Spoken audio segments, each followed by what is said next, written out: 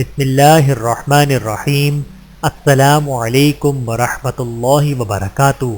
بدعمالیوں کے شر سے حفاظت کی دعا۔ حضرت نوفل رضی اللہ تعالیٰ عنہ فرماتے ہیں کہ میں نے حضرت عائشہ رضی اللہ تعالیٰ عنہ سے پوچھا کہ رسول اللہ صلی اللہ علیہ وآلہ وسلم کیا دعا مانگا کرتے تھے؟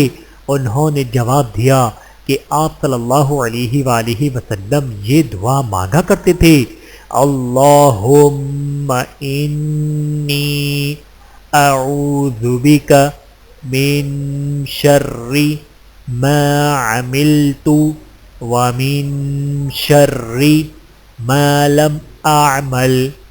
ترجمہ: اے اللہ، میں ان کاموں کی برائی سے جو میں نے کیے ہیں اور ان کی برائی سے جو میں نے نہیں کیے، یعنی دوسروں کے گناہوں کی نحوست سے یا مستقبل میں سرزد ہونے والے گناہوں کی شر سے تیری پناہ مانگتا ہوں۔